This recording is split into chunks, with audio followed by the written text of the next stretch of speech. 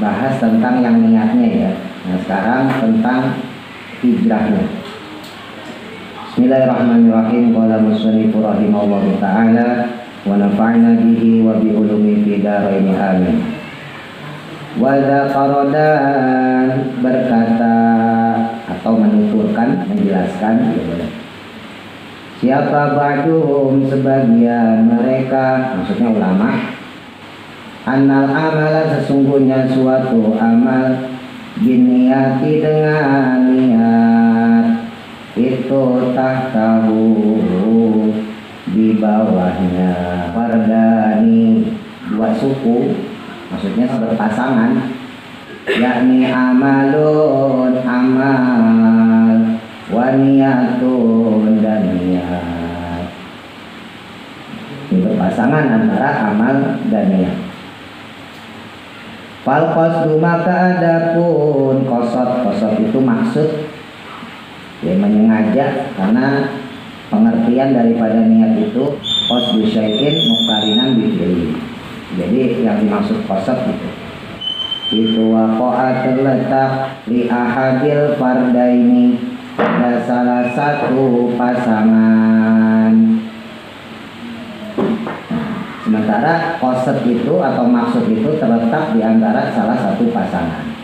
Li anna fi kulli minhuma, karena sesungguhnya pada setiap dari keduanya itu ajron ada ganjaran, wa ajrun niyati dan adapun ganjarannya niat itu aksara lebih banyak min ajril amali dari ganjaran amal al-waqi'i yang terjadi atau yang dilakukan juga boleh bila niatin dengan tanpa niat. Jadi seandainya kita melakukan satu kebaikan dengan tanpa niat, walaupun itu ibadah, ya, amal soleh, seandainya kita nggak pakai niat, maka justru sayang banget karena pahala niatnya itu jauh lebih besar dari amalnya itu sendiri. Jadi kalau teman-teman melakukan kebaikan, usahain jangan sampai kagak niat. Ya yang sepele aja lah, kita mulai dari yang hal kecil, misalnya kalau Jumatan atau kalau yang sekolah, di sekolahan suka ada kotak buat amal ya, entah itu 2.000, 5.000, niatin, ya Allah dengan wasilah sedekah saya ini mudah-mudahan ilmu saya bermanfaat. Kalau ntar udah kerja, ya Allah mudah-mudahan dengan wasilah sedekah saya ini saya diberikan kemudahan dalam urusan pekerjaan saya. Nah itu niatin ya. Emang kalaupun nggak diniatin dapat pahala, kita masukin ke kotak itu sedekah itu tetap dapat pahala. Cuman jauh lebih besar pahalanya ketika kita melakukannya dengan niat.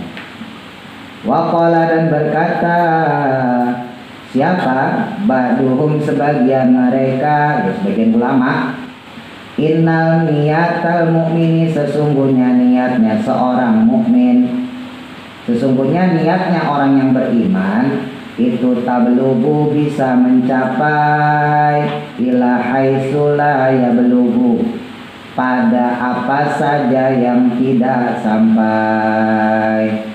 Apa al-amalu amal, perbuatan. Nah, sebagian ulama juga punya makalah bahwa niatnya seorang mukmin, kenapa dia lebih utama? Karena dia bisa sampai pada sesuatu amal yang dimana kita nggak bisa mencapainya. Kemarin kita bahas misalnya ada hikayat tentang orang yang dia punya kepengenan berhaji, dia punya kepengenan jihad, dia punya kepengenan sodako, tapi ekonomi dia terbatas, dia nggak punya duit untuk berangkat haji, dia nggak punya senjata untuk berjihad, dia nggak punya duit untuk sedekah. Dia cuma bisa niat. Nah maka orang yang kayak begitu, niatnya itu melampaui daripada amalnya sendiri. Karena amalnya itu belum tentu dia gunakan gitu, belum tentu bisa dia lakukan. Tapi niatnya itu sudah bisa mengantarkan dia mendapatkan dapat pahala ketiga ibadah itu. Nah itu yang disebut niat itu bisa sampai melebihi atau melewati daripada amalnya itu sendiri. Li'anna niyatahu, karena sesungguhnya niatnya dia, ya niatnya orang yang beriman, ayat Buddha untuk beribadah Allah kepada Allah Ta'ala. Walau asya, jika hidup dia alfasanatin selama 1000 tahun. Jadi seandainya ada orang bergumam lah, berniat dalam dirinya, ya Allah, andai kata saya punya umur 1000 tahun, maka saya pasti akan beribadah dalam 1000 tahun itu. Wa amaluhu, padahal amalnya, padahal perbuatannya itu la yablughu, tidak bakal sampai dari akan keadaan tersebut atau pada umurnya tersebut. Karena nggak mungkin orang punya umur sampai 1000 tahun. Ya, umur panjang itu sudah dihapus sejak Nabi Isa. Jadi umatnya Nabi Muhammad dapat kortingan banyak. Ya paling banter 150 tahun. Ya, masih ada sampai sekarang yang umurnya 120, 130 masih ada. Tapi nggak melebihi 150. Ketika kita sudah punya niatan beribadah 1000 tahun, kan nggak mungkin kita sampai umur segitu ya. Tapi pahala ibadah sama 1000 tahun itu kita udah dapat. Gitu. Ini penting karena seringkali kita kecewa dengan satu obsesi kita ya, satu keinginan kita dalam beramal soleh atau beribadah. Ya, siapa sih yang nggak pengen ibaratnya kita punya kemampuan untuk melakukan ibadah? Misalnya, seandainya Mas Adel jadi orang kaya nih, misalnya gitu kan, punya mobil Alphard, gitu kan, apartemen 10, kontrakan 50, misalnya gitu, rumah gedung. Nah, punya duit kagak kehitung lah. Terus tiba-tiba ngasih duit saya, Pak Ustaz, ini saya kasih duit 5 miliar. Itu kalau saya punya duit kayak gitu, pasti saya bikin pesantren. Ini mimpi aja, mimpi gitu ya. Maksudnya cita-cita. Nah itu kan ya bisa jadi bisa juga enggak gitu. Kalau seandainya di kondisi kayak gitu, saya pasti saya bikin pesantren. Saya bikin madrasah yang lebih gede lagi. Saya bikin majelis taklim lagi. Kalau perlu tiap ngaji dapat makanan biar banyak, ya kan? Biasanya kalau ngaji ada makanan itu banyak yang ngaji. Nah yang kayak begitu kan mungkin agak sulit dicapai ya, agak sulit untuk kita lakukan. Tapi dengan niat seperti itu saja, seandainya pun kita nggak kesampaian, kita sudah bisa dapat pahalanya. Nah justru yang kayak begitu lebih aman sebetulnya, lebih aman ketimbang kita dikasih pencapaian umur, ya, pencapaian harta yang bisa saja kemudian kita jadi lupa dengan sebab adanya harta dan umur kita itu. Betapa banyak orang yang sudah punya niat kayak begitu, bagus niatnya, ya tulus lah, bagus murni niatnya. Pas udah dikasih duit lupa, pas udah dikasih umur panjang lupa, asik buat poya-poya, asik buat senang-senang. Wahadal hadis, dan adapun hadis ini, nah, ini sambungan yang kemarin ya. Rawahu, meriwayatkannya, ya meriwayatkan hadis siapa? At-Tabarani, Imam Tabarani. Sebagian ulama ada yang mengatakan atau menyebut Tabrani. Fil Mu'jami, pada kitab Al-Mu'jam, Jamul Kabir, salah satu karya Imam Tabrani tentang hadis-hadis Nabi. Qauluhu, adapun ucapannya Nabi, ya, sabdanya Nabi Muhammad sallallahu alaihi wasallam. Lanjutan hadisnya ya. Paman, maka siapa orang kanat yang ada dia apa hijratuhu, hijrahnya ilallahi, kepada Allah, wa rasulihi, dan kepada Rasul Allah. Ay, maksudnya niatan dengan niat, osban dengan menyengaja, ya maksudnya sengaja niatnya itu hijrah karena Allah. Fa hijratuhu, maka hijrahnya dia, hijrahnya si orang tadi, ilallahi, kepada Allah, wa rasulihi, dan rasulnya Allah. Hukman, halnya atau secara, hukman secara hukum, wa syar'an, dan secara syariat. Ya, jadi ada orang kalau dia hijrahnya karena Allah, ya karena Rasulullah, pasti hijrahnya itu ya lillahi ta'ala, akan dapat ridho Allah, akan dapat ridho dari Rasulullah. Qauluhu, maka qaulnya Nabi, ucapannya Nabi, sabdanya Nabi Muhammad SAW, waman, dan siapa orang kanat yang adanya dia, apa hijratuhu, hijrahnya dia, ila dunya, untuk dunia. Nanti ada lanjutannya di bawah, yusibuha, maka dia mendapatkannya. Bidomid dali, dengan mendomahkan huruf dalnya, dalnya didomahin, dunia. Dunia itu lafaz yang dia pengecualian tidak diidghamkan ya. Jadi kalau ada huruf idgham berada dalam satu kata, maka tidak dibaca idgham. Ya, jadi kalau teman-teman bingung kok dunia nun mati ketemu ya, kan harusnya idgham. Ya, idgham diguna, tapi nggak dianggap idghamnya karena dia satu kata. Bidomi dali, dengan mendomakan huruf dalnya, wabil qasri, dan mengkosor atau memendekkan, meringkas, bila tanwinin, dengan tanpa tanwin. Jadi bukan dunia tapi dunia. Apa yang dimaksud dunia tuh? Itu hadhihi dari, adalah tempat ini yang sekarang, allati nahnu, yang ada pun kita itu fiha, di dalamnya, yaitu tempat yang adanya kita ini sekarang berada.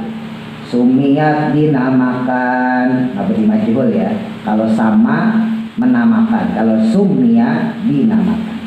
Sumiyat, dinamakan, bidzalika, dengan tersebut. Maksudnya kenapa dinamakan dunia? Lidana hatiha, karena hinanya dia. Dunia diambil dari kata dana, jadi hina. Wasabaqoha, dan mendahuluinya dia, al-akhirata, akan akhirat, karena dunia mendahului akhirat. Wahia, adapun dunia itu darul hamumi, tempatnya kesusahan. Dunia itu tempatnya susah, tempatnya masalah. Wal ahzani, dan berbagai kesedihan. Wal aqdari, dan berbagai kesuraman, suram. Wa ta'bidan, melelahkan atau permainan juga boleh. Wa nasbi, dan membuat lelah atau membuat penat.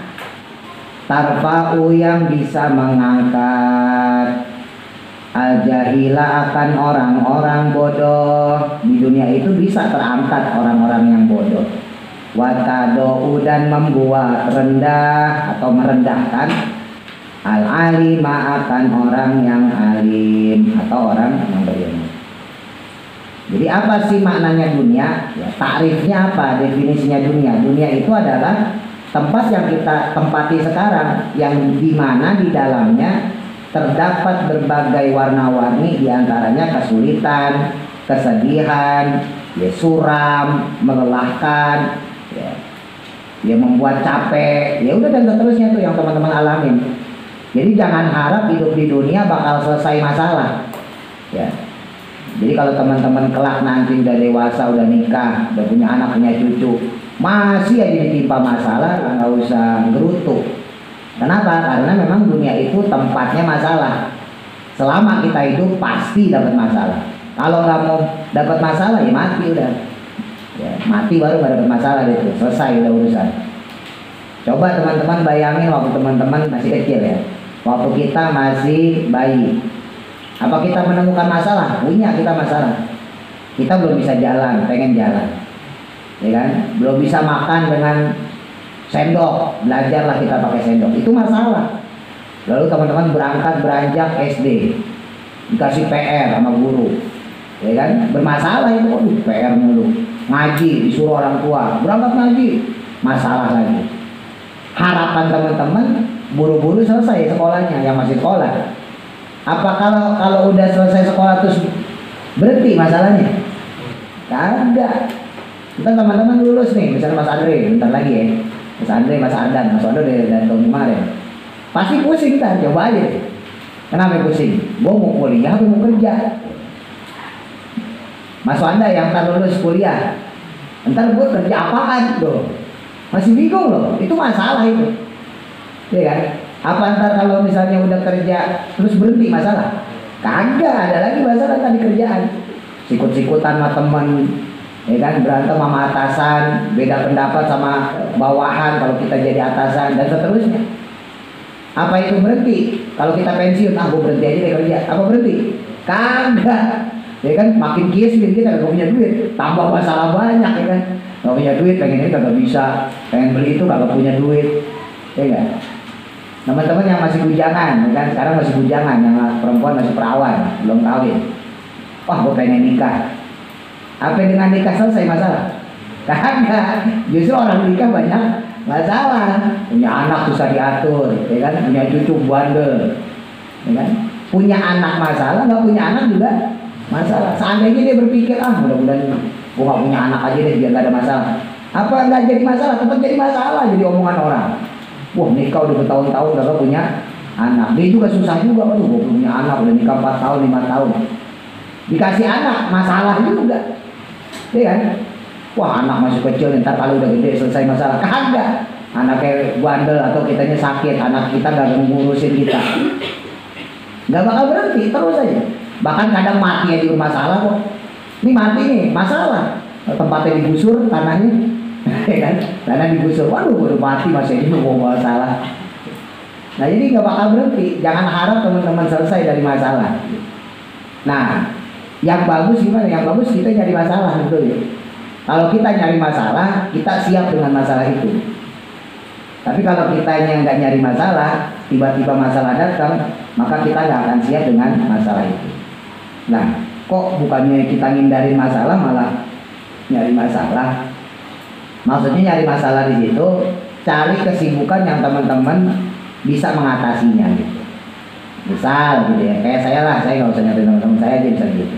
Saya sebelum dikasih masalah sama Allah, saya jadi masalah duluan. Misal gitu ya, dengan menyibukkan diri belajar, ya saya nyibukin diri ngetik-ngetik apa gitu ya, bikin soal segala macam, supaya saya nggak dikasih masalah sama Allah. Lebih baik saya berhadapan dengan masalah saya sendiri. Ya udah, sibuk-sibukin aja gitu, sibuk-sibukin diri sendiri, buka kitab lagi, belajar lagi, ngapalin, ya tugas-tugas anak-anak yang ngaji bisa gitu, saya bikin olah ulangan. Itu masalah buat saya. Tapi lebih mudah menurut saya karena saya udah punya penguasaan di situ. Dibanding saya dikasih masalah sama Allah yang di luar kemampuan saya itu. Walaupun nggak mungkin Allah ngasih beban di luar kemampuan kita. Ya, la yukallifullahu nafsan illa wus'aha. Jadi Allah nggak pernah membebani satu orang dengan di luar batas kemampuannya. Pasti ketika Allah bebankan sesuatu masalah pada kita, kita pasti bisa menyelesaikannya. Tinggal kita sabar atau kagak. Nah, mumpung belum Allah yang ngasih, ya, lebih baik kita mengajukan diri, ya Allah, masalah saya ini aja deh. Jadi misalnya setelah nanti teman-teman misalnya udah kerja atau mungkin jadi bos atau mungkin jadi anak buah, ya udah bermasalahlah sendiri. Itu lebih enak karena teman-teman bakal bisa ngadepin masalah itu ketimbang dapat masalah dari orang lain. Kalau saya nggak sibuk, maksudnya gitu ya, saya nggak mau ngurusin pengajian, yang penting anak-anak ngaji, ya kan? Mau ngaji syukur nggak, ya udah nggak ada ulangan, ya ala-ala ngaji kampung ya kan, habis ngaji pulang, ya bulanan dapat bayaran. Kalau model kayak begitu, berarti saya nggak punya masalah kan? Ya begitu aja hidupnya kan? Itu kan bakal Allah kasih masalah, entah lewat keluarga saya, entah lewat keluarga istri saya, entah lewat tetangga atau lewat lain-lain. Tapi ketika saya sibuk dengan masalah saya sendiri, saya nggak akan peduli dengan masalah di luar. Saya nggak peduli orang tuanya kagak senang sama saya nggak peduli tetangga sebelah mana, saya bodo amat. Karena saya udah fokus sama masalah saya sendiri. Kita seringkali ribut sama orang itu karena kita kagak mikir masalah kita. Padahal kita sendiri punya masalah, kagak sadar gitu. Kita nggak bisa didik anak, akhirnya kita ribut sama orang lain. Padahal yang salah kita, kalau kita nggak bisa didik anak, ya kan? Kita nggak benar dalam kerjaan, nggak becus dalam kegiatan kita, usaha kita kalau dagang. Terus kita berantem sama saudara kita. Padahal yang salah kita. Kita yang salah, saudara kita kalau ada masalah. Nah, kita yang nyari-nyari masalah sendiri di luar dari masalah kita. Nah itu ujian yang Allah kasih sebetulnya. Tapi kalau kita sibuk sama masalah kita sendiri, insya Allah itu lebih mudah karena kita sudah antisipasi dan kita sudah berada dalam naungan masalah itu sendiri. Paham ya maksudnya ya? Kalau dibilang susah, saya bikin soal susah teman-teman, bikin soal buat ngaji anak-anak susah. Ya, waktu tersita, terus juga ya tenaga, duit otomatis berkurang karena saya harus fotokopi ratusan lembar. Tapi saya lebih berkorban itu daripada saya santai-santai kemudian dikasih masalah sama Allah. Itu lebih bahaya menurut saya. Lebih baik saya nyari masalah sendiri dengan menyibukkan diri daripada saya dikasih langsung masalah random ya, secara random sama Allah. Itu takutnya kita kaget dapat masalah itu.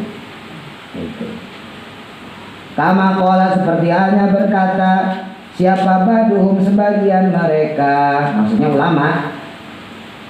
Ada syair dari ulama, atabtu ala dunya bi raf'ati jahilin wa khafdin li dhi ilmin faqalat khudil udra. Atabtu, mencela aku mencela, dibalik ya, ala dunia, kepada dunia atau di atas dunia, aku mencela dunia. Lirafati jahilin, karena terangkatnya orang yang bodoh. Di dunia orang bodoh bisa diangkat jadi ketua RT, ketua RW ya, lurah, camat ya, namanya juga dunia ya kan? Presiden, orang PBB ya. Dan sebaliknya, wakofin, dan merendahkan atau mencela juga boleh diartikan sama lidi ilmin, kepada pemilik ilmu. Tapi orang yang punya ilmu malah dicela, direndahkan, diremehkan.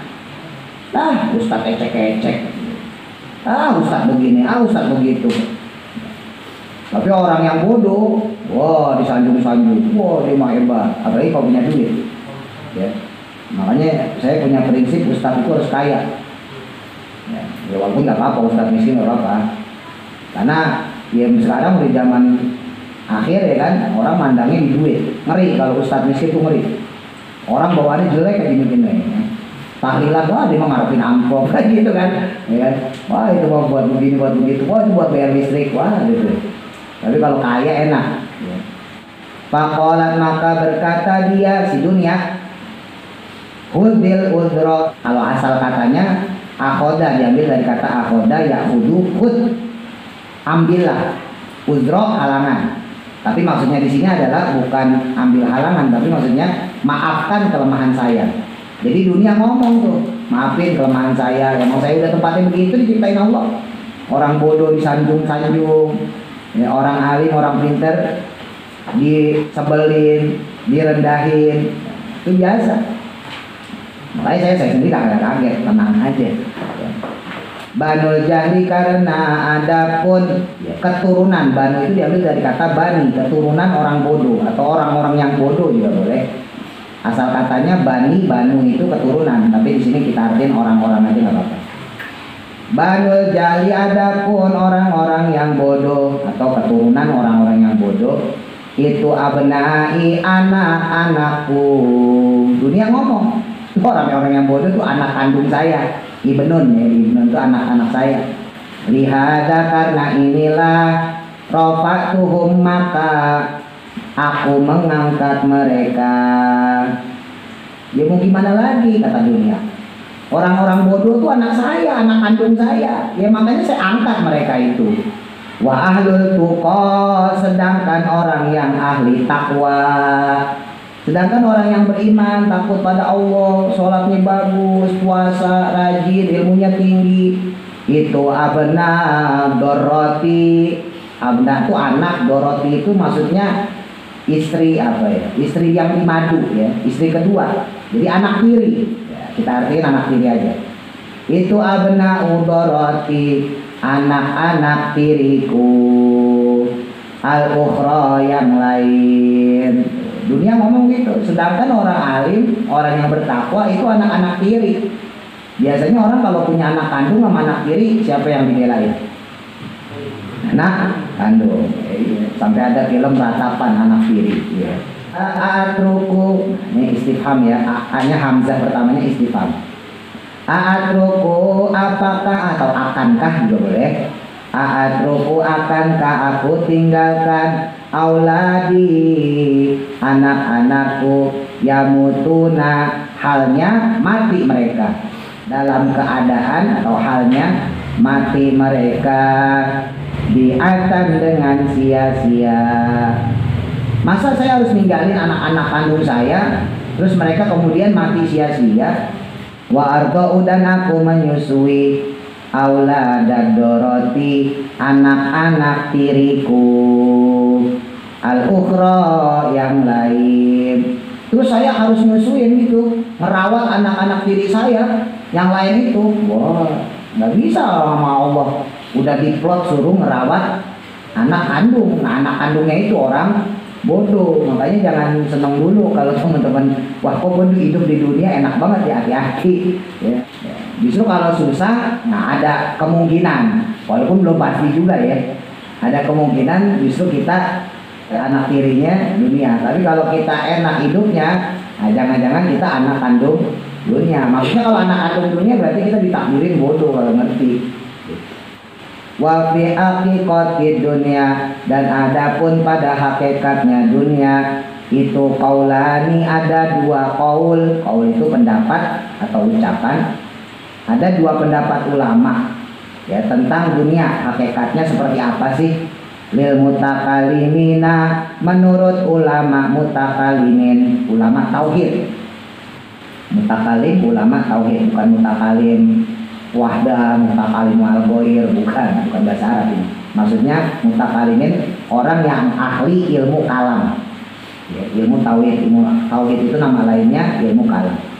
Ahaduhuma, adapun salah satu keduanya, ya maksudnya di antara qaul tersebut kan ada dua. Yang pertama itu sesuatu yang dimaksud hakikatnya dunia itu adalah sesuatu ala wajhil ardi, yang berada di permukaan bumi.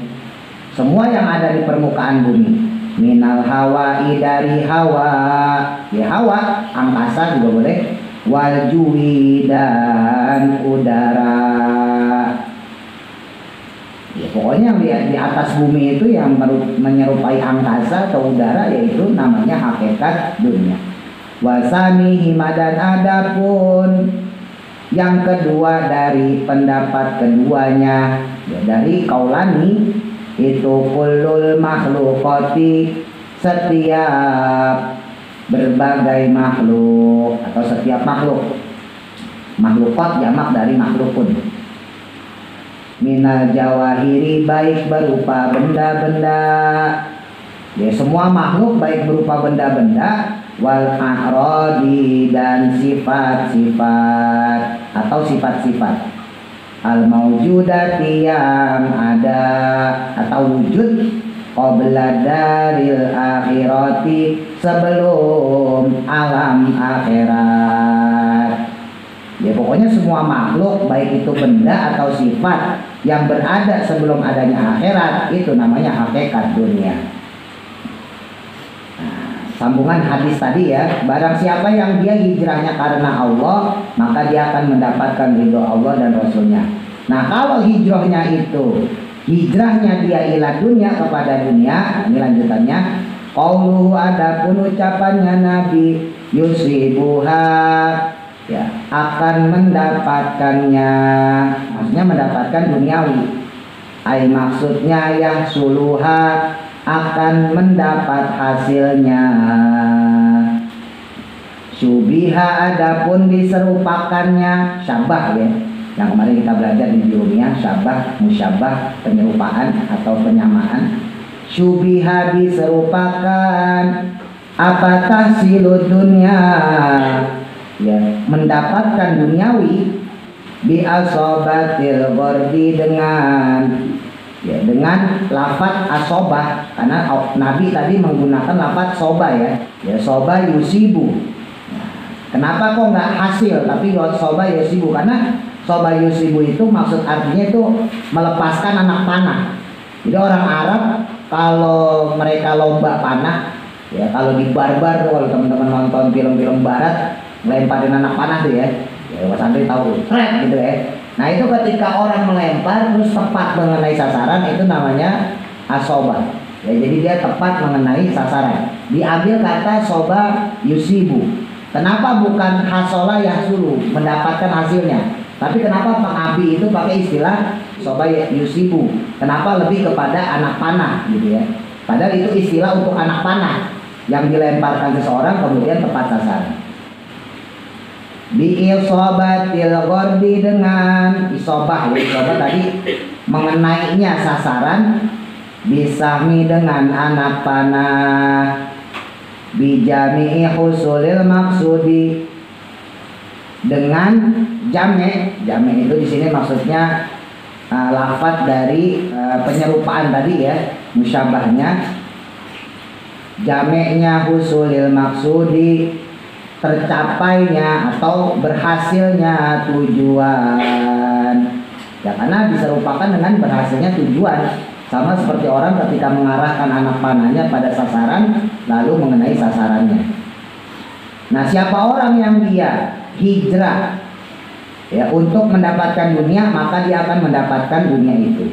Awimro'atin, atau untuk perempuan, atau dia hijrah untuk mendapatkan perempuan, yang kihuha, yang akan menikahinya, ai maksudnya yatazawijuha, untuk ya mengawininya.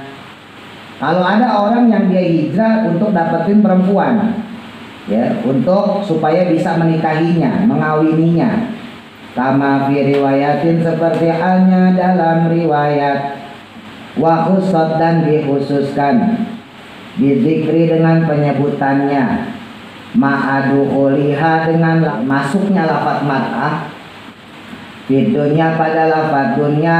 Kenapa kok dicontohin nama Nabi perempuan ya? Jadi disandingkan sama dunia. Barang siapa yang hijrah kepada dunia maka dia dapat dunia. Barang siapa yang hijrah untuk perempuan, untuk menikahinya, maka dia juga dapat itu. Kenapa kok contohnya setelah dunia perempuan? Li'anna, karena sesungguhnya dia, rujuknya ke imro'ah, perempuan, itu fitnatun, fitnah, ujian. Itu fitnatun, ujian, azimatun, yang besar tuh. Karena perempuan itu sama seperti dunia dan terikat sama dunia. Dunia itu ujian, dan salah satu ujian di dalam dunia adalah perempuan. Betapa banyak orang soleh ya, dia punya calon kemudian putus, kagak jadi kawin ya, terus akhirnya apa kalau bahasa sekarang, galau ya, boring, kena ajak temennya minum minuman keras, kena ajak temennya kena narkoba ya kan? Padahal aslinya dulunya bener, kagak pernah narkoba, kagak pernah mabok ya, ngerokok aja kagak. Nah, gara-gara putus sama perempuan, celeng dia ya kan, celeng. Akhirnya wah, ngadu sama temennya, gue baru putus nih pacar gue nih. Akhirnya sama temennya diajak mabok ya enggak. Nah, sama temennya diajak poya-poya, diajak narkoba. Kenapa? Karena gara-gara putus sama perempuan. Bang, perempuan dong, padahal yang belum tentu juga kalau dia tetap pacaran jadi nikah ya kan. Banyak orang kayak gitu, padahal sebelumnya dia nggak pernah mabok, dia nggak pernah nyobain narkotika, nggak pernah nyobain miras, nggak pernah. Gara-gara putus sama perempuan akhirnya dia celeng dia ya. Sama pejabat tuh banyak teman-teman, pejabat kurang apa coba, duitnya kan, mobil punya, rumah dinas ada, mungkin kontrakan dia juga punya. Banyak mereka yang kemudian terhasut sama istrinya ya kan. Udah mas, tetangga kita punya mobil baru, belilah mobil baru, kamu kan udah jadi pejabat tinggi sekarang. Nah, akhirnya beli mobil baru. Mas, tetangga kita tuh rumahnya direnovasi, sekarang tingkat 5. Oh, bukan tingkat 2 lagi, tingkatnya 5, kita baru tingkat 3 nih, tambahin 2 lagi, akhirnya renovasi tingkat 6. Kamu kalah. Mas, tetangga kita tuh beli kulkas, kita dong beli kulkas baru. Tetangga kita beli kulkasnya 2 pintu. Nah, besok dia beli yang 5 pintu. Tingginya 6 meter. Ya nggak ada habis itu perempuan gitu. Ntar teman-teman yang laki khususnya ya, Ntar coba nih rasain pada nikah ya. Ya, mungkin kalau ada yang pacaran nggak tahu ngumpet-ngumpet ya, nggak tahu juga mungkin Mas Andri atau siapa ya PKI punya pacar, mungkin Mas Andri mungkin Mas Wanda itu sering tuh diojok-ojok ke perempuan tuh hati-hati. Ya. Kalau perempuan emang perempuan diciptain untuk itu, nggak usah aneh. Ya, ini bukan mengintimidasi perempuan, bukan menjelekin perempuan, bukan. Karena emang perempuan diciptain untuk itu. Ada manfaatnya, ada juga mudorotnya. Manfaatnya apa? Manfaatnya perempuan buat laki-laki itu bikin laki-laki yang males jadi semangat. Itu manfaatnya. Bagus, perempuan matre itu bagus. Dan kalau teman-teman yang laki nih punya calon istri atau punya istri matre, jangan gerutu, matre banget sih. Atau mungkin yang berani pacaran, ya, walaupun mungkin ngumpet-ngumpet kalau ada saya. Nah, itu jangan ngomong matre itu nggak boleh. Karena emang perempuan diciptain untuk matre. Ya, walaupun pacaran dosa loh, saya nggak ngomong, oh berarti boleh pacaran, kagak boleh Pai, tetap dosa Pai. Ya. Ini mah contoh doang, barangkali Pai ngumpet-ngumpet ya kan. Ya, ntar kan akhirnya ke foto sama saya kan, kayak yang lain-lain. Nah, saya kan intelnya banyak. Nah, saya jujur aja, saya sendiri disemangatin sama istri. Ya orang Betawi kan pemalas. Ya, nggak semua sih, nggak semua pemalas. Saya orang Betawi hitungannya kan, ya gede di Jakarta gitu. Untungnya dulu mondoknya di Jawa. Nah, orang Jawa kan terkenal ulet ya, Mas Ardan ulet. Oh Mas Ardan dong yang kurang ini. Suaranya udah bules gitu. Kalau orang Jawa kan terkenal ulet ya. Nah, itu saya salutnya orang. Untungnya saya gede di Jawa loh. Mungkin kalau saya gede di Jakarta mungkin kayak sama Bang Opa ini sama Pak gitu kan. Terima takdir aja udah gitu. Ya untungnya saya gede di Jawa, saya salut toh. Saya waktu ngeliat guru-guru saya, guru-guru ngaji ya, kalau di Jombang itu ya. Kalau ustadz-ustadz itu kita manggilnya Pak Haji gitu, bukan ustadz. Itu pagi masih ngarit loh, masih nyari rumput buat kambingnya, buat sapinya ngarit. Pagi-pagi itu jam 5, jam 6 habis subuh ngarit nih. Nanti baru ngajar sekolahan. Ntar kalau udah selesai istirahat misalnya jam dia sampai jam 10 doang. Kan jam 10 pulang masih usaha lagi. Jualan kerupuk. Bener. Dan ya dengan keterbatasan nih kadang-kadang nggak punya motor, cuma pakai sepeda kebo, tahu ya? Sepeda kontel kebo. Orang kampung kan kayak gitu. Dulu masih jarang yang punya motor bisa dihitung. Ya, masih barang mewah, motor orang punya Grand Astrea aja udah bagus banget itu. Zaman itu ya waktu saya mondok itu saya salut loh, siang datang ke pondok ngajar, sore ngajar pondok lagi. Mereka yang nggak tinggal di pondok ya, guru-guru saya yang tinggal di kampung di luar, saya salut. Dan saya sering ketemu sama guru saya itu kalau Jumat gitu ya, Jumat kan kita libur nih, kita keluar gitu kan, mau ngambil duit ATM gitu di kota gitu ya, itu kita ketemu sama guru kita lagi ngarit. Terus kadang-kadang ada yang jualan kerupuk. Di situ saya tertanam jujur aja. Tertanamnya semangat saya itu di situ. Ya kenapa? Ya lagi-lagi mereka nggak mungkin begitu kalau kagak dinyap-nyap istrinya di rumah. Kalau nyap-nyap ya, apa orang bahasa Jawanya apa? Dipaido. Nah, orang Jawa bilang dipaido. Kalau orang Betawi bilang dinyap-nyap. Ya. Jadi bininya pasti di rumah nyap-nyap tuh. Ngapain di rumah terus? Emang kagak, ya kan? Kagak makan apa ya? Akhirnya berangkat dia kerja. Akhirnya berangkat dia usaha, berangkat dia dagang. Teman-teman ntar nganggur, itu aku yakin pasti males kalau nganggur ya. Tapi kalau teman-teman kerja, apalagi ntar udah nikah, ntar tinggal rasain sedapnya aroma cuap-cuapan istri. Mas Andi udah nyobain Mas Andi. Tapi itu justru jadi semangat sekali lagi ya. Itu jadi manfaat kalau kitanya bagus, kalau kitanya baik. Jadi kan itu semangat untuk menggapai cita-cita kita.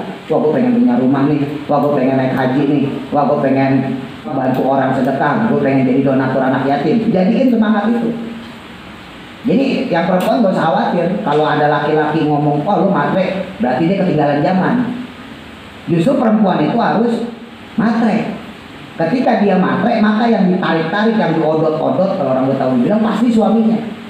Dia nggak akan senang suaminya di rumah ngejedok, kalau orang Betawi bilang. Tahu ngejedok? Apa itu? Ngejedok. Dok kayak anjing. Mirip kayak anjing lah gitu. Jagain rumah aja gitu. Ngejedok namanya ini. Ini dia apa ya rumah? Ini bener deh. Rata-rata rumah tangga yang berantem itu yang begitu. Nggak ada rumah tangga yang berantem apa namanya karena suaminya rajin. Oh saya cerai sama suami saya karena terlalu rajin. Nggak ada. Rata-rata cerai karena suaminya males.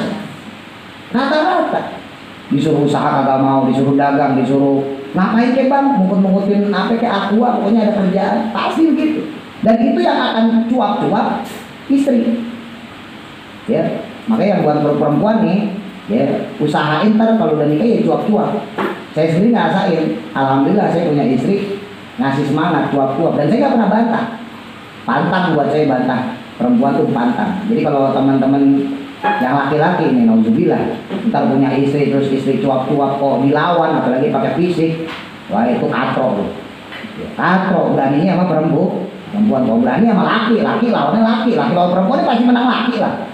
Kecuali perempuan yang gendut, menang perempuannya ajak bulat ya kan. Tapi kalau umumnya lakinya ya yang kuat ya pasti menang lakinya. Dan katro, laki-laki berani sama perempuan tuh berani maki-maki perempuan, berani apalagi fisik katro, karena dia berani cuma sama orang yang lemah sama dia. Coba kalau berani lawan laki-laki juga. Nah saya ibaratnya itu. Jadi benar emang perempuan itu fitnah di dunia. Fitnah dalam artian bukan fitnah dalam bahasa Indonesia ya, fitnah dalam artian ujian. Nah ujian itu bisa bikin orang jadi semangat, bisa bikin juga jadi mudorot. Banyak orang pejabat misalnya katakan dia korupsi gara-gara istrinya.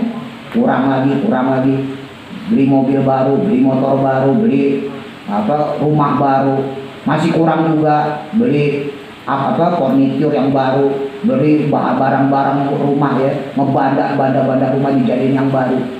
Dan lakinya minta istri baru kagak boleh, ya kan? Istri baru dong, jangan istri baru. Jadi banyak orang yang dikasih semangat sama istrinya. Dan teman-teman yang laki tadi jangan sampai bergerutu kalau punya istri kayak gitu. Itu pacu buat teman-teman lebih baik dari sebelumnya. Dan perempuan jangan diem aja gitu. Coba kalau teman-teman bayangin ada istri yang kona'ah banget. Ya, tahu kona'ah ya? Jadi kalau orang Jawa bilang nerima tanggung. Jadi nerima apa adanya. Suaminya ngasih gocap diterima. Suaminya ngasih 25 diterima, ngasih 100 diterima. Emang dalam hal ini bagus secara kona'ah. Secara sifat bagus. Ya berarti si suami dapat istri yang bisa nerima apa adanya gitu ya. Tapi di sisi lain jelek. Jeleknya kenapa? Berarti si suami akhirnya yang penting bini gue dikasih berapa aja nerima. Iya kan? Akhirnya si suami punya pikiran, istri gue dikasih 20 nerima, dikasih 30 nerima, dikasih gocap nerima. Enggak, gue kasih duit gue kagak marah dia nerima aja. Akhirnya hilang semangat dia untuk punya yang lebih banyak. Padahal suka tidak suka, mau tidak mau, namanya ad-dunya mazro'atul akhirah. Walaupun kita benci dunia, tapi dunia itu mazro'ah, kebunnya, sawahnya, ladangnya akhirat. Teman-teman mau ngumpulin bekal dari mana kalau kagak punya kebunnya? Teman-teman boleh bilang buat menerima duit, gua mah kerja begini yang penting halal. Boleh benar, tapi nggak boleh juga kita menghilangkan target kehidupan kita. Kemarin kita bahas ya, dimanapun juga teman-teman bisa beli sarung karena punya duit. Kan begitu. Teman-teman bisa nyantunin anak yatim, bisa ngasih orang duafa, bisa ngasih fakir miskin kalau teman-teman punya duit. Itu mazro'atul akhirah. Jadi jangan kita berpikir kita yang dapat keuntungan dari agama kita, jangan. Ya, nggak boleh. Kita harus punya pikiran, punya prinsip bahwa saya lah yang memberi keuntungan kepada agama. Dengan jadi orang yang tidak memberatkan orang lain, berarti kita memberikan keuntungan pada agama. Memang agama memperbolehkan kita miskin, gak ada masalah. Kagak dosa orang miskin. Bahkan orang miskin dijamin sama agama, dapat hak zakat, dapat hak sedekah. Tapi jangan kita punya cita-cita jadi orang miskin. Wah, saya mah cita-cita jadi orang miskin aja. Jangan. Justru kita harus jadi orang yang ngasih orang miskin. Dan itu bisa tercapai kalau kita punya istri cerewet. Bahkan bisa jadi wali. Dalam kisah Qisatul Aulia itu ada seorang wali, seorang ulama. Ya, saya nama ulama sama-sama wali, sahabat. Singkat cerita, satu ulama ini dia pengen hijrah, pengen pindah ke hutan. Udah capek gitu hidup di perkotaan bahasa kita. Saya mau tinggal di hutan aja deh. Jadi yang mau ngaji sama saya ngaji, kalau enggak ya udah. Akhirnya pindahlah dia sama keluarganya. Pindah dia ke satu hutan. Pindah di hutan tersebut dia hidup sama istrinya yang cerewet, bawel di sini. Pagi udah dibangunin, habis subuh pengen istirahat, habis ngaji, habis ngajar dibangunin. Cari kayu bakar. Istrinya tuh, akhirnya dia berangkat cari bakar. Udah dapat kayu bakar, cari makanan. Nanam sono, bahasa kita disuruh nandur lah gitu ya. Cari lauknya gitu. Ya udah berburu apa kayak, pokoknya laki ini kagak bisa di rumah, ngasok bentar gitu, nyantai sebentar, diomelin. Laki males banget. Tapi si ulama ini ulama ya, bukan satpam, bukan ulama ya. Ini ulama ini nggak pernah lawan, justru diangkat derajatnya, muridnya makin banyak. Jadi kesabaran dia menghadapi istri mengangkat derajat dia, ilmunya makin manfaat. Jadi walaupun dia tinggal di hutan, tapi didatangin sama murid-murid yang tinggal di bawah gitu. Jadi dia tinggal di gunung lah, zaman dulu kan hutannya di gunung ya. Kalau sekarang gunung udah pada botak ya. Nah itu didatangin sama murid-murid yang ada di kampung-kampung. Sampai satu ketika teman lamanya dia, yang ulama juga, yang wali juga, datang pengen berkunjung kepada si fulan tadi, si ulama tadi. Dia datang ke rumah si ulama tadi, sahabatnya itu. Assalamualaikum. Itu istrinya di rumah lagi ngupasin makanan, ngupasin buah dari kulitnya, dikupasin. Nah ini istrinya tahu kalau ini sahabatnya suaminya. Waalaikumsalam. Jawabnya udah sebel aja. Waalaikumsalam. Oh, orang galak gitu ya. Waalaikumsalam. Nyari siapa kamu? Jadi kan ada baik-baiknya aja. Kata si ulama tadi, saya nyari sahabat saya, suamimu. Kata si istrinya, suami saya itu lagi nyari kayu bakar di hutan. Biar mati dimakan singa. Itu suami istrinya gitu, biar mati sekalian dimakan singa. Boleh saya nunggu di sini? Silakan nunggu di situ. Paling juga masih lama kali. Gak lama kemudian suaminya dia, si ulama tadi datang bawa kayu bakar, yang mana kayu bakarnya ada di atas badannya singa, ada di punggungnya singa. Jadi yang bawain kayu bakar itu singa. Wah, takjub banget tuh sahabat. Wah, berarti dia diangkat kewaliannya, diangkat derajatnya gara-gara punya istri yang model cerewet kayak begini. Sabarnya minta ampun. Wah, ini dia salam cium tangan lah gitu. Wah, saya kalah pangkat sekarang gitu. Saya kalah derajat, kalah makom sama kamu, cium tangan gitu. Nah, si cerita dia emang istri saya cerewet ini, tapi saya sabar. Dan seterusnya. Yaudah saya pulang. Nah, sebulan kemudian si ulama tadi datang lagi menemui sahabatnya itu. Pas datang ternyata istrinya udah beda. Ya. Assalamualaikum. Istri yang kedua ini, istri yang barunya si ulama ini lebih sopan. Waalaikumsalam. Oh ya, Pak Kiai, kalau bahasa kita orang Jawa lah gitu ya. Pak Kiai ya, silakan tunggu situ. Mau nyari suami saya, duduk tunggu situ. Dia udah pesan, pasti kamu main ke sini. Tunggu di situ aja. Akhirnya nunggu di situ. Emang kemana suami kamu? Suami saya lagi nyari kayu bakar. Bentar lagi juga pulang. Mudah-mudahan selamat, doain ya. Beda sama istri yang pertama, beda. Nggak lama kemudian suaminya pulang. Yang dulunya dia bawa kayu bakar, dibawain di punggung singa. Ketika yang kedua ini dia datang, dia ngeliat tuh sahabatnya itu, dia bawa kayu bakar sendiri. Dia bawa kayu bakar sendiri, nyampe ke temannya itu, sahabatnya. Kaget sahabatnya ini, kaget. Dulu kamu wali gitu. Dulu kamu hebat banget, dipanggulin kayu bakarmu sama singa. Dan sekarang kan pemanggul sendiri. Nah, orang ini bilang, saya diangkat derajat saya karena kewalian saya itu berasalkan dari kesabaran saya menghadapi istri saya. Jadi di antara jalur yang bisa teman-teman jadi kekasih Allah, jadi waliullah, itu adalah buat laki-laki ya, sabar terhadap istri. Dan itu lebih normal. Ini zaman sekarang lagi udah zaman akhir. Kalau punya istri baik sama orang ya, baik sama siapapun, itu sebetulnya bahaya teman-teman. Justru kalau kita punya istri judes itu bagus. Dulu pernah saya sampaikan ya, yang buat perempuan nih, judes gak apa-apa. Karena kenapa? Karena kalau kita judes yang perempuan, karena kalau judes potensi kemungkinan untuk selingkuh sangat kecil. Tapi kalau saking ramahnya, ya, ada orang datang bertamu, mukanya mesem, senyum, ramah lah. Ya, ada saudaranya datang, senyum, siapa aja didatangin senyum. Kira-kira ada gak kemungkinan orang salah ngerti ya? Yang laki-laki. Teman-teman disenyumin sama perempuan cakep, kan suka gagal paham.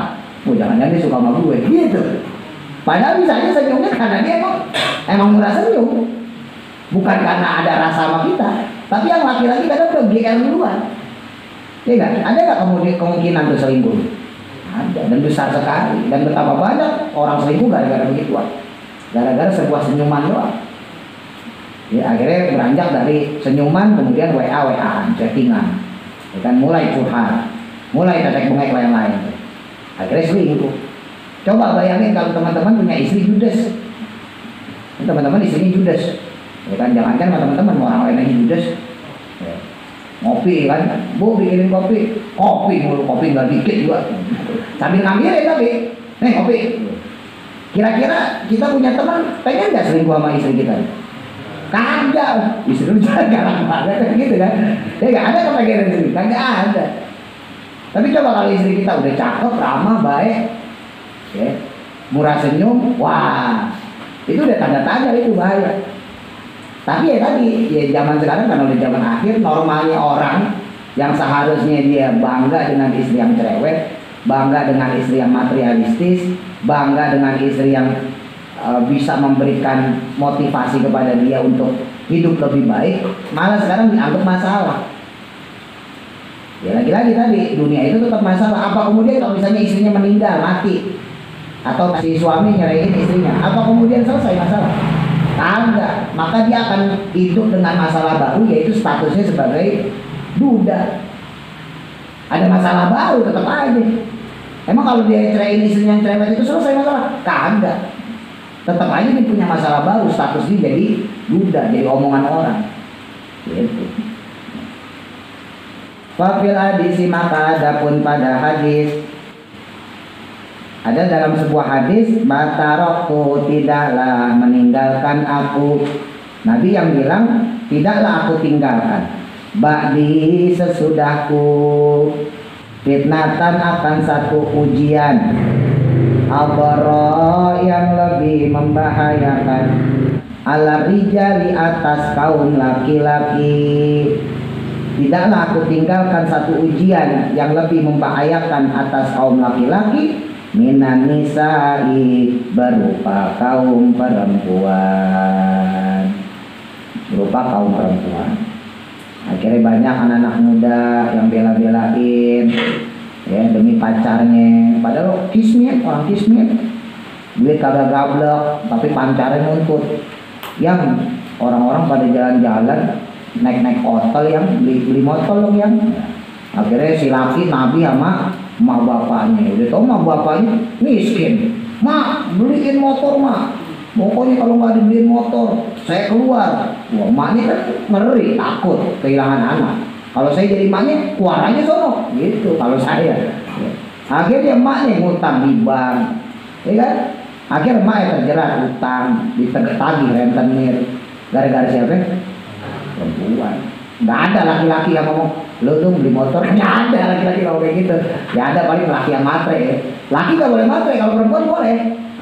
Nah, apa jelek perempuan kayak gitu? Sebetulnya bagus, tergantung menyikapinya. Kalau perempuannya itu, Mas, sebelum kita nikah kamu harus punya motor ya, atau sebelum nikah kamu udah harus punya pekerjaan tetap ya. Harusnya kalau laki-laki yang punya otak, nih lagi punya otak, terus otaknya dipakai, ya kan? Dia harusnya termotivasi. Wah, berarti gue harus serius nih, gue harus nyari kerja yang bener, harus nyari kerja walaupun kontrak, yang penting continue. Gue harus punya motor, berarti gue harus nabung. Itu otak yang bener. Tapi kalau yang otaknya koslet, ya kan, pengennya instan, gue tinggal minta mama gue, tinggal minta bapak gue, tenang aja. Mertua gue juga nih kaya kan, juga kalau gue udah nikah, harta dia jadi harta gue, kan gue ganti. Ya kalau yang kaya juga, kalau yang sama miskin repot. Ya, dan jarang orang jodohnya miskin sama orang kaya tuh jarang, walaupun ada ya.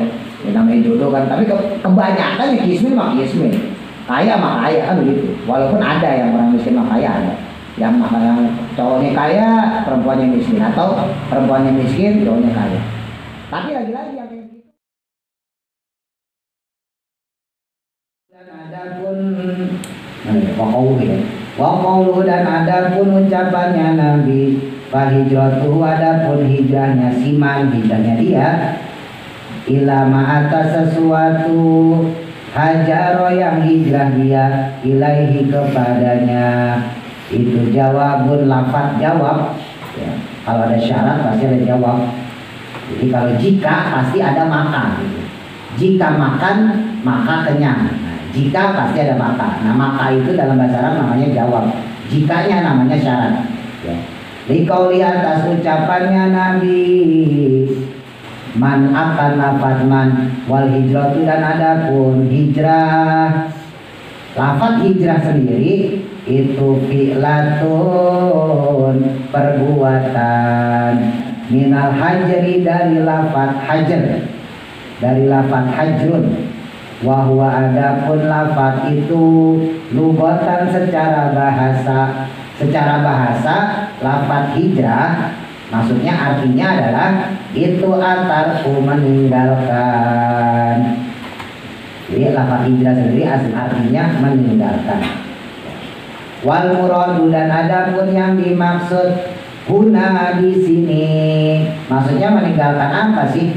Itu tarkul watani, meninggalkan tanah air. Kubul waton, waton cinta tanah air. Ila ghairihi, kepada selainnya.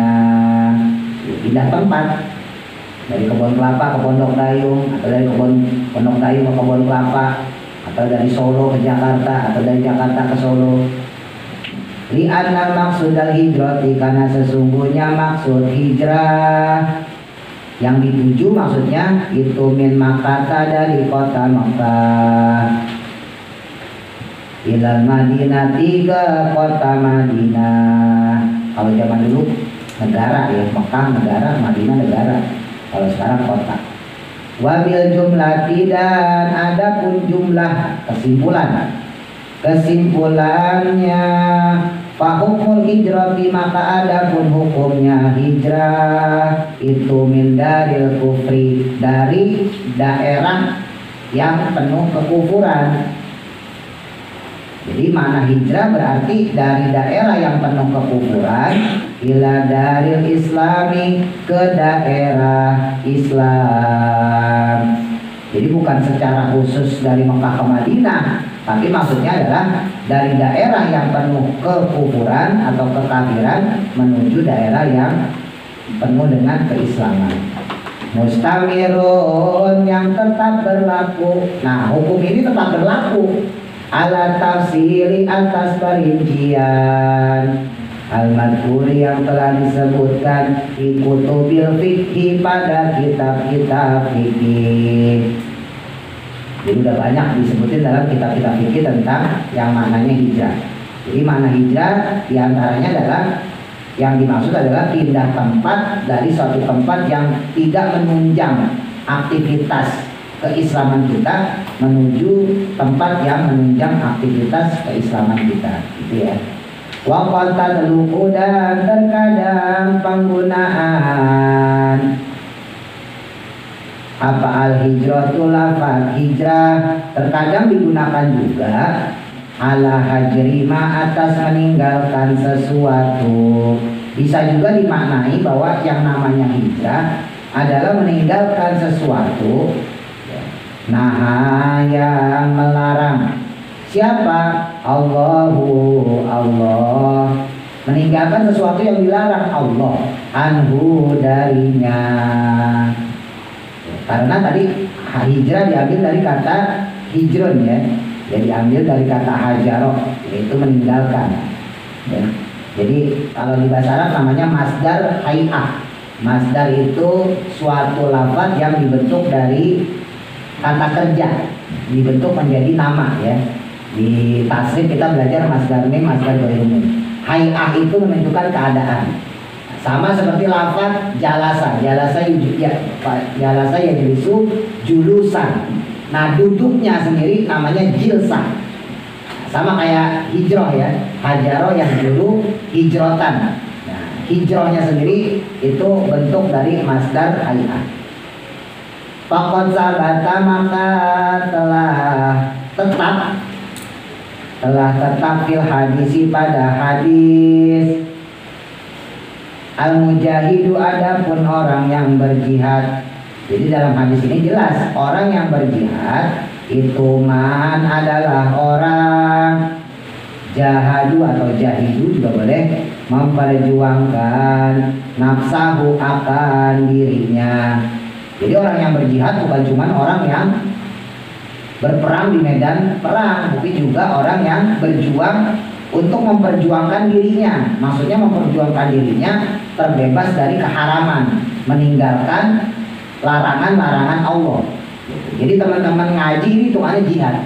Ya, kenapa? Karena teman-teman ngaji hitungannya memperjuangkan diri untuk tidak berbuat maksiat. Dibandingkan kalau teman-teman di rumah nongkrong dan sebagainya, betapa banyak potensi maksiat yang bisa kita dapatkan. Jadi pahala teman-teman di sini pun dapat pahala mujahid. Wal muhajiru, dan adapun orang yang hijrah itu man adalah orang hajaro yang meninggalkan ma'akan perkara naha yang melarang siapa Allahu Allah anhu darinya. Nah, hijrah juga bisa bermakna bahwa kita itu meninggalkan larangan-larangan Allah. Fayah juru, maka meninggalkan siapa al insanu manusia al ardo akan bumi allati taglabu atau taglibu juga boleh, yang mana telah umum ala ahliha atas penduduknya.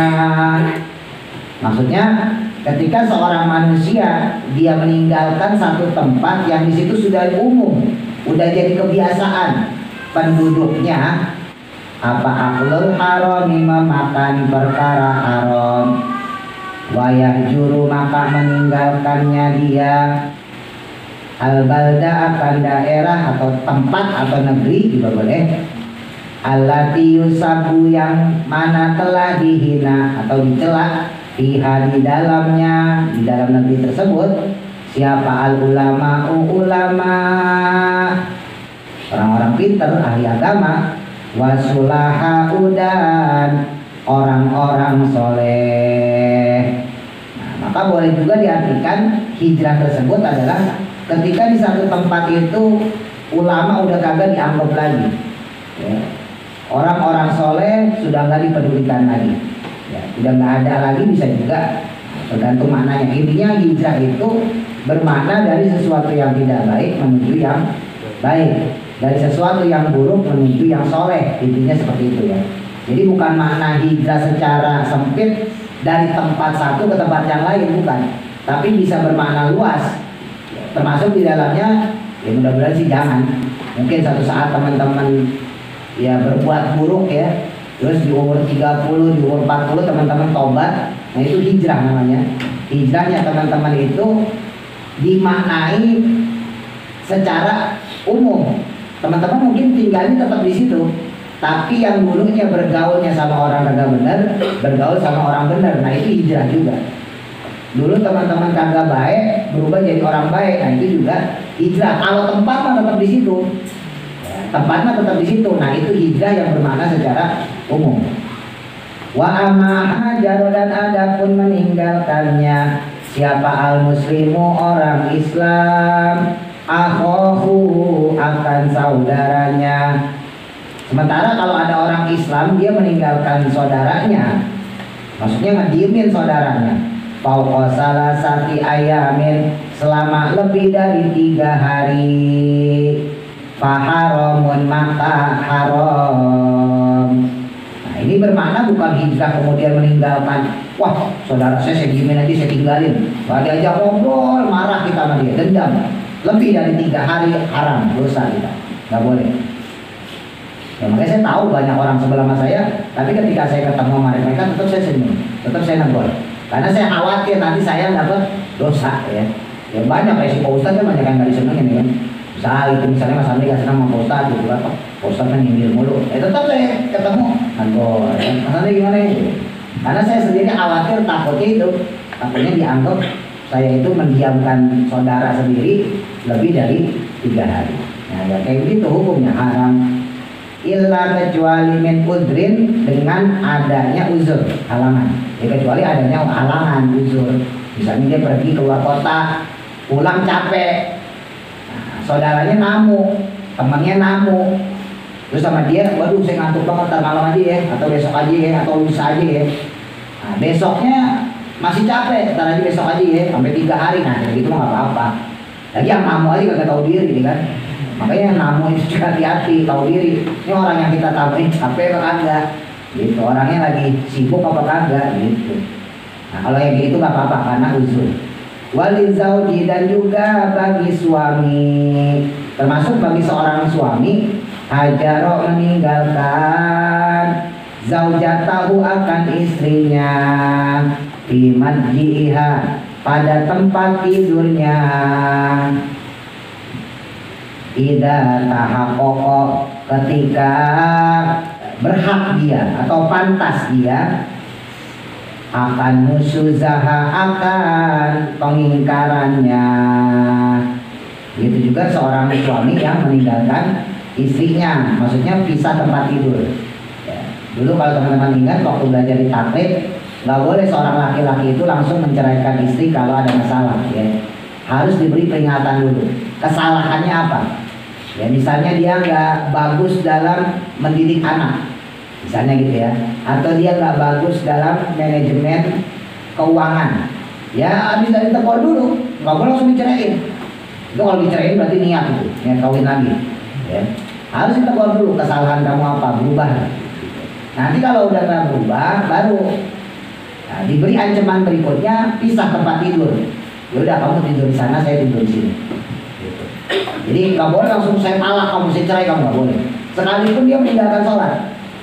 Jadi seandainya, nauzubillah ya, nauzubillah misalnya teman-teman ditakdirin punya istri kok kagak sholat ya, ya kita nyanyi malas sholat, pengen istri rajin sholat, jadi kita aja malas sholat ya. Makanya pas sudah nikah mulai benar-benar sama-sama memperbaiki diri. Nah teman-teman yang laki-laki udah memperbaiki diri, atau yang perempuan udah mencoba memperbaiki diri sholat ya kan? Lah pasangannya, kalau teman-teman yang laki istrinya kagak tersolat juga. Kalau perempuan teman-teman yang perempuan suami kagak sholat juga, peringatkan. Yang laki-laki kalau kamu nggak sholat juga saya ceraiin kamu, misalnya gitu ya. Kalau yang perempuan, kalau mas nggak mau sholat juga saya minta cerai. Nah kalau masih diperingatin kagak mau juga, nah udah pisah tempat tidur. Jangan langsung cerai, jangan, pisahin tempat tidur. Nah barangkali dia berubah pikiran ya, yang perempuan berubah pikiran akhirnya dia mau rajin sholat, atau yang laki-laki berubah pikiran kepada perempuan mau rajin sholat. Jadi sebelum cerai itu ada nusyus ya, ketika seorang istri mengingkari suaminya. Dan itu pun lagi-lagi jangan gagal paham, bukan yang berkaitan dengan masalah duniawi ya. Jadi seorang laki-laki, seorang suami diperbolehkan menceraikan istrinya kalau berkaitan dengan hubungan akhirat, hubungan agama. Jadi kalau misalnya si istri punya duit kembalian 5.000, kagak dibalikin sama suaminya, nggak dikasih ke suaminya, 5.000 itu dijajalin sama dia ya, atau dibeliin makanan, cemilan, dibeliin bakso misalnya. Nah itu nggak boleh suami, gue ceraiin loh, nggak boleh ya. Jangankan 5.000, 1 juta juga nggak boleh. Ini suami saking kayanya ngasih duit belanja 5 juta ya kan. Nih lihat duit 5 juta buat seminggu. Nah, habislah belanjaan 4 juta, sisa 1 juta. 1 jutanya sama si istri dibeliin emas. Suami kan gak senang, bukannya disimpan malah dibeliin emas atau dibeliin apalah yang intinya nggak keluar dari agama ya. Kalau buat poya-poya nggak apa-apa. Ternyata dia buat happy-happy, buat party, buat mabok, wah itu ditegur. Tapi kalau cuma buat beli emas misalnya, atau ngajak temannya makan bakso, ya itu kan gak ada masalah. Nggak boleh seorang suami ngancem si istri cerai. Kamu kalau begini lagi saya ceraiin, nggak boleh. Walaupun kalau diceraiin pun sah cerainya tapi pasif. Ya, sah secara hukum cerai tapi pasif, rusak. Tapi sah hukum cerainya, tapi nggak boleh. Nah makanya pasif, karena tidak diperbolehkan seorang laki-laki menceraikan istrinya dengan model kayak gitu. Ya, tapi kalau misalnya urusan agama, ya disuruh sholat kagak bisa, ya disuruh ngaji kagak mau, nah itu udah urusan agama tuh, udah urusan akhirat, udah diingetin, ma, ya ntar laki nih, ma, keluarga ini kan papa yang ngurus, kepala keluarganya papa, nanti di akhirat juga kepala keluarga tetap papa, ma. Kalau mama nanti pengen masuk surga sama papa sama anak-anak, ya sholat. Kalau mama kagak sholat, nanti papa di surga sama siapa? Sama anak-anak doang. Masa papa nikah sama bidadari? Kasih pengertian kayak gitu. Ini saya kasih tahu, barangkali teman-teman punya istri susah sholat nih, ntar yang perempuan juga itu sama. Ya. Makanya baikin dari diri sendiri dulu. Ya, belakang lagi sampaikan kalau pengen punya pasangan sholat, teman-teman sholatnya yang rajin juga. Ya. Kalau teman-teman nggak sholat dari sekarang, ya siap-siap kan. Anaknya begitu, istrinya begitu, ya suaminya begitu. Siap-siap aja dan nggak usah berutuh ya. Jadi kalau kita udah berubah terus teman-teman punya pasangan seperti itu, ajak omongan kayak gitu. Misalnya perempuan tadi, Mas, emang sampai nggak mau Mas? Emang papa nggak mau nanti di surga bareng-bareng? Supaya kita di surga bareng-bareng, papa sholat dong. Nanti kan enak kita di surga bareng-bareng sama anak, sama cucu. Insya Allah kalau ngomongin kayak gitu ya, pelan-pelan cara berpikirnya berubah. Nggak usah pakai nafsu, nggak usah marah-marah, nggak usah. Tapi nggak ada kewajiban menceraikan istri yang kagak sholat, nggak ada ya. Perempuan juga gitu, nggak ada kewajiban minta cerai kepada suami yang tidak sholat, nggak ada. Itu aja boleh-boleh aja, karena cerai itu sesuatu yang boleh tapi dibenci sama Allah. Jadi apapun latar belakangnya ya, apapun penyebabnya, baik itu urusan dunia maupun akhirat, kalau seorang perempuan cerai sama suaminya atau suami menceraikan istrinya, maka walaupun boleh, tapi itu perkara yang dibenci sama Allah. Nah, balik lagi, artinya ketika seorang punya keinginan untuk merubah, dalam hal ini katakan suami kepada istrinya, ya, maka tahap pertama adalah pindahkan dulu madojinya. Madoji itu tempat tidurnya. Udah kamu tidur di sana, saya tidur di sini, sampai dia berubah. Nah itu kan ngediemin lebih dari 3 hari. Ya, yang kayak begitu kagak dosa. Padahal kan tadi kalau kita balik ke kaidahnya ya, prinsipnya kalau kita mendiamkan orang 3 hari, jangankan istri sendiri, kalau yang istri perempuan, jangankan suami sendiri, saudara aja dosa. Ya. Jangan teman-teman artiin saudara ini saudara kandung, bukan ya, saudara seagama. Teman-teman itu saudara saya juga, saudara seagama. Bedanya kan nasab aja kan. Nasab teman-teman punya orang tua, saya punya orang tua sendiri. Tapi kalau diurut-urut, sama nggak ke Nabi Adam? Sama. Cuman beda pipanya beda. Sumbernya tetap Nabi Adam, sumbernya tetap Nabi Adam. Pipanya aja beda-beda. Kalau saya mungkin lewat Sayyidina Abu Bakar gitu kan, Mas Adam mungkin lewat Sayyidina Umar, kan kita nggak tahu. Ya, mungkin ada lewat Abu Jahal, ada lewat Fir'aun, kita nggak tahu. Tapi tetap sumbernya Nabi Adam gitu. Nah yang kayak begitu kita harus pahami ya, ini di luar daripada kebolehan ya. Jadi yang kayak begitu termasuk uzur. Jadi kalau perempuan seperti itu yang laki-laki maka dibolehkan karena dia khusus ya, karena dia mengingkari suaminya diperbolehkan. Nah kalau udah begitu nggak bisa diatur juga, baru boleh diceraikan. Ya, tapi sekali lagi nggak wajib menceraikan seorang istri yang tidak sholat, tidak patuh suami, nggak wajib. Kalau teman-teman bisa bertahan dengan istri yang kagak sholat justru lebih bagus Pak. Kenapa lebih bagus? Karena berarti teman-teman punya peluang pahala tiap hari. Iya kan? Beda masuk istri yang rajin sholatnya, nggak perlu diingetin. Belum apa-apa udah sholat gitu. Malam udah tahajud, ya kan udah witir, subuh kita dibangunin. Nah kita malah gak dapat pahala. Tapi kalau punya bini yang kagak sholat, ya, bukan enak loh, bukan enak. Maksudnya teman-teman punya potensi pahala yang berlebih, ya kan? Tiap sholat harus diingetin, mas sholat zuhur mas sholat asar mas. Karena apa? Karena dia tidak sholat. Nah itu bagusnya di situ. Tapi tetap jelek, tetap makan hati punya istri kagak sholat mah. Dikit lagi. Panjur maka perhatikanlah ya akhi wahai saudaraku. Maka perhatikan, cermati, telaah wahai saudaraku. Ma akan apa-apa istamala yang terkandung alaihi atasnya hadal hadis, akan hadis ini. Perhatikan apa-apa yang disampaikan dalam hadis ini.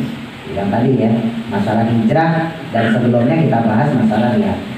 Minal mahasini, dari berbagai kebaikan. Wa qad rawahu, dan telah meriwayatkan siapa Imam al-Muhadisaini, 2 imam ahli hadis, yakni Abu Abdillah Muhammad bin Ismail ibnu Ibrahim ibnu Mughirah ibnu Bardizbah dibain dengan huruf ba maftuhatin yang dibaca fathah, jadi bar, bukan bir, bukan bur. Warokun dan huruf ro sakinatun yang sukun, bar, bukan baro, bukan bari, bukan baru, tapi disukun. Wadalu dan huruf dal muhmalatun yang kosong, maksudnya dalnya nggak pakai titik, bukan barzi, bukan za, tapi dal, bardiz gitu ya. Maksuratan yang dibaca kasroh bardi. Waza boleh dibaca wazayun, boleh.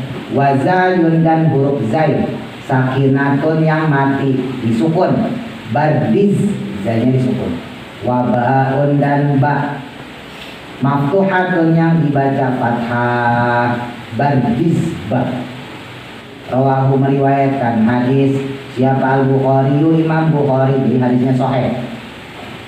Wa Muslimun dan Imam Muslim radhiyallahu, semoga meridhoi Allah Ta'ala, Allah Subhanahu wa Ta'ala, anhuma, kepada keduanya. Diriwayatkan fi sahihihima, dalam kitab keduanya, Sahih Bukhari dan Sahih Muslim. Kalau Bukhari sama Muslim kitab hadisnya sahih ya, tapi selain Bukhari namanya Sunan. Imam Ibnu Majah namanya kitab hadis Sunan Imam Ibnu Majah. Imam Ad-Darimi kitab hadis Sunan Ad-Darimi. Imam Baihaqi kitab hadis Sunan Imam Al-Baihaqi. Tapi untuk Bukhari Muslim disebutnya kitab sahih, karena dua kitab itu yang disepakati seluruh ulama. Seluruh ulama sepakat dengan kesohihan hadis yang berada dalam kitab Imam Bukhari dan Imam Muslim tadi. Alaidaini huma, yang mana kitab keduanya itu as-sahul kutubi, paling soheh-sohehnya kitab al-musannafati, yang dikarang. Karena ulama sepakat dua kitab hadis tadi, Sahih Bukhari dan Sahih Muslim, adalah dua kitab hadis yang paling sahih. Makanya sampai-sampai ada ulama mengatakan andai kata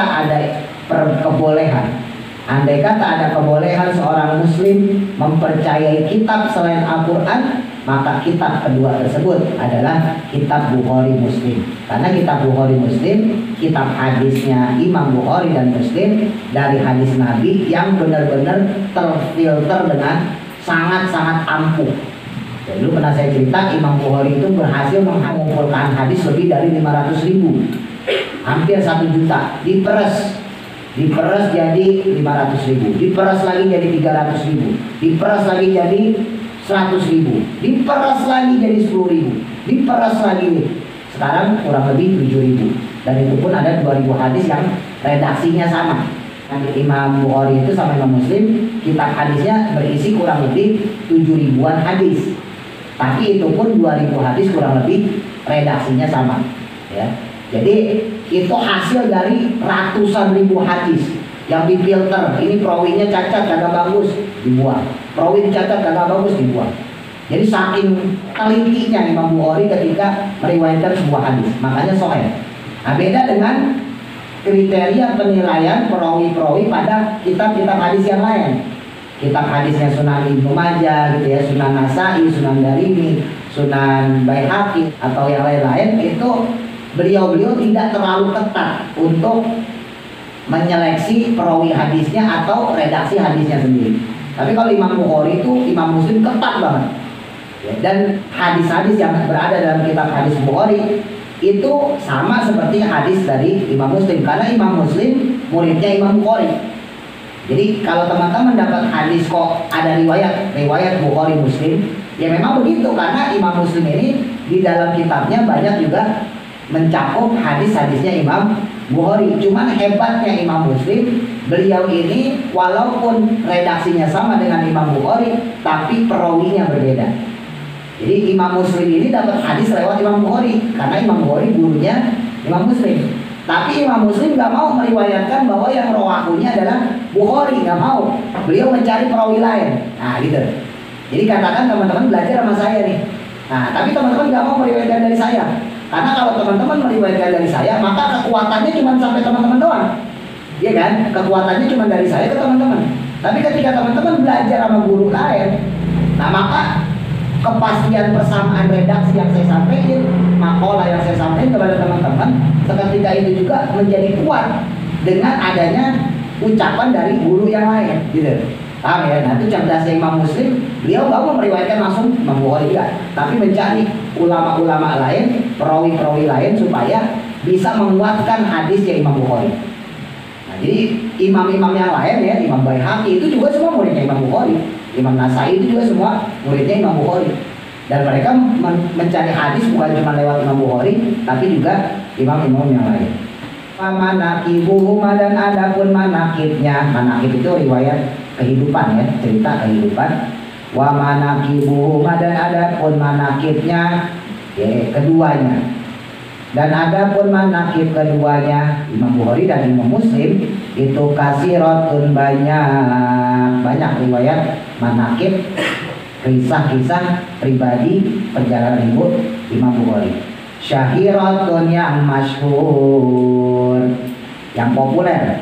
La na'lilu, yang tidak perlu kami perpanjang. Biha, dengannya, maksudnya nggak perlu saya sampaikan karena panjang ceritanya. Di antara karomahnya Imam Bukhari itu beliau dulu pernah saya cerita gak bakal nulis satu hadis kalau malamnya gak dimimpiin Rasulullah. Jadi setiap Imam Bukhari dapat hadis dan pengen beliau tulis, beliau pasti datang ke makam Rasul. Lalu kalau beliau di situ bahasa kalau ilmu tasawuf ya, dapat makrifat dari Allah. Jadi beliau ditidurkan, kemudian disitulah beliau bermimpi ketemu Rasulullah. Kalau Rasulullah bilang tulis hadis ini, maka Imam Bukhari bangun langsung nulis. Tapi kalau di dalam tidurnya Imam Bukhari nggak bermimpi dengan Rasulullah, maka itu hadis nggak bakal ditulis. Itu salah satu kemuliaannya Imam Bukhari dan Imam Muslim ya. Dan dalam riwayat tadi dikatakan Imam Bukhari itu kalau mau nyari hadis itu dituntut sama jejaknya Nabi sendiri. Jadi ya, murid-muridnya Imam Bukhari bertanya, kok Imam Bukhari kalau nyari hadis kok tepat banget? Kan penasaran orang ya, karena saat itu nggak banyak orang yang bisa meriwayatkan hadis teman-teman. Kan di zamannya Imam Bukhari itu udah di bawahnya Imam Syafi'i ya. Jadi mereka itu bingung kalau tahu Imam Bukhari kok tahu aja sih orang punya kilo hadis. Jadi zaman dulu tuh hadis tuh kayak warisan, nggak sembarangan orang punya hadis. Tapi kok Imam Bukhari bisa tahu? Ini orangnya diem aja, ini orang pedagang, ini orang biasa, nggak ada tampang-tampang ulama. Tapi kok Imam Bukhari tahu kalau dia nyimpen hadis dari Rasulullah dan kemudian sanadnya sampai kepada Rasulullah? Kok Imam Bukhari tahu? Pas ditanya, Imam Bukhari bilang, setiap saya melangkah keluar dari rumah, maka saya melihat jejaknya Rasulullah. Nah, ya, kalau murid-muridnya nggak ada tahu karena makomnya, derajatnya nggak sampai seperti Imam Bukhari ya. Tapi Imam Bukhari nggak lihat. Saya nggak kesulitan. Kenapa? Karena setiap saya keluar rumah, saya nawa itu untuk mencari hadisnya Nabi. Saya keluar rumah itu udah ada bekas jejaknya Rasulullah. Jadi beliau ngikutin jejak itu aja udah sampai kemana bertamu. Itu salah satu karomahnya Imam Bukhari. Ya, kalau diceritain banyak. Wa min kalamil Bukhari syi'run, dan ada pun di antara kalamnya ucapan Imam Bukhari ada sebuah syair. Wallahu a'lam. Mudah-mudahan manfaat. Al-Fatihah. أعوذ بالله من الشيطان الرجيم بسم الله الرحمن